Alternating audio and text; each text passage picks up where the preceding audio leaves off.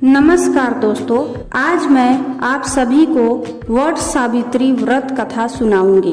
भद्र देश के एक राजा थे जिनका नाम अश्वपति था। भद्र देश के राजा अश्वपति के कोई संतान न थी।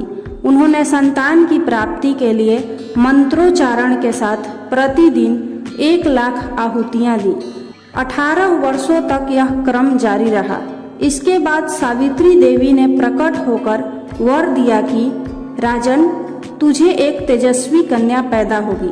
सावित्री देवी की कृपा से जन्म लेने के कारण से कन्या का नाम सावित्री रखा गया। वह कन्या बड़ी होकर बेहद रूपवान हुई। योग्य वर न मिलने की वजह से सावित्री के पिता बहुत दुखी थे। उन्होंने कन्या को स्वयं वर तलाशने के लिए भेजा। सावित्री तपोवन में भटकने लगी। वहाँ साल व देश के राजा धूम्रसेन रहते थे, क्योंकि उनका राज्य किसी ने छीन लिया था। उनके पुत्र सत्यवान को देखकर सावित्री ने पति के रूप में उनका वरण किया। ऋषिराज नारद जी को जब यह बात पता चली तो वह राजा अश्वपति के पास पहुँचे और कहा कि हे राजन, यह क्या कर रहे हैं आप? सत्यवान गुणवान है, धर्मात्मा है और बलवान भी है, पर उसकी आयु बहुत छोटी है। वह अल्पायु है। 1 वर्ष के बाद ही उसकी मृत्यु हो जाएगी। ऋषिराज नारद की बात सुनकर राजा अश्वपति घोर चिंता में डूब गए। सावित्री ने उनसे कारण पूछा तो राजा ने कहा, पुत्री, तुमने जिस राजकुमार को अपने वर के रूप में चुना है वह अल्पायु है। उसकी आयु बहुत कम है। तुम्हें किसी और को अपना जीवन साथी बनाना चाहिए। इस पर सावित्री ने कहा कि पिताजी, आर्य कन्याएं अपने पति का एक बार ही वरण करती हैं। राजा एक बार ही आज्ञा देता है और पंडित एक बार ही प्रतिज्ञा करते हैं और कन्यादान भी एक बार ही किया जाता है।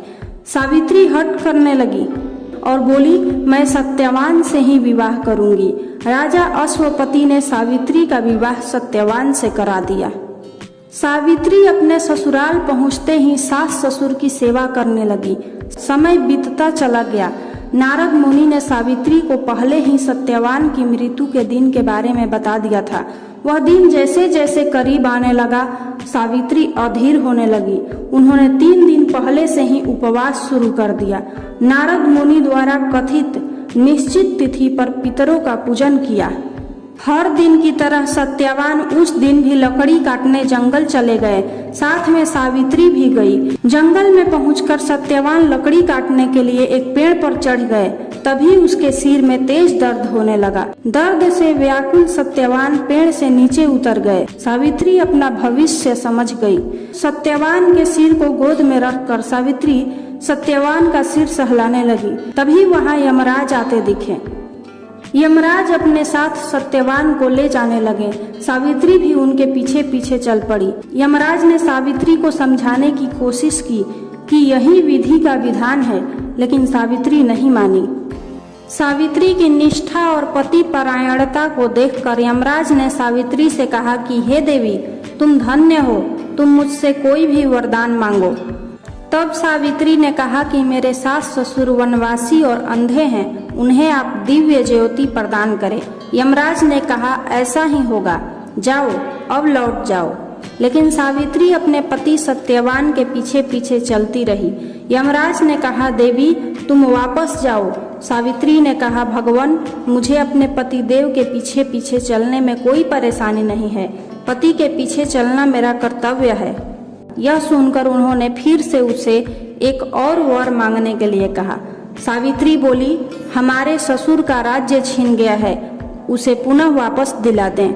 यमराज ने सावित्री को यह वरदान भी दे दिया और कहा, अब तुम लौट जाओ। लेकिन सावित्री पीछे पीछे चलती रही। यमराज ने सावित्री को तीसरा वरदान मांगने को कहा। इस पर सावित्री ने 100 संतानों और सौभाग्य का वरदान मांगा। यमराज ने इसका वरदान भी सावित्री को दे दिया। सावित्री ने यमराज से कहा कि प्रभु, मैं एक पतिव्रता पत्नी हूँ और आपने मुझे पुत्रवती होने का आशीर्वाद दिया है। यह सुनकर यमराज को सत्यवान के प्राण छोड़ने पड़े। यमराज अंतर्ध्यान हो गए और सावित्री उसी वट वृक्ष के पास आ गई जहाँ उसके पति का मृत शरीर पड़ा था। सत्यवान जीवित हो गया और दोनों खुशी खुशी अपने राज्य की ओर चल पड़े। दोनों जब घर पहुंचे तो देखा कि माता पिता को दिव्य ज्योति प्राप्त हो गई है। इस प्रकार सावित्री सत्यवान चिरकाल तक राज्य सुख भोगते रहे। अतः पतिव्रता सावित्री के अनुरूप ही प्रथम अपने सास ससुर का उचित पूजन करने के साथ ही अन्य विधियों को प्रारंभ करें।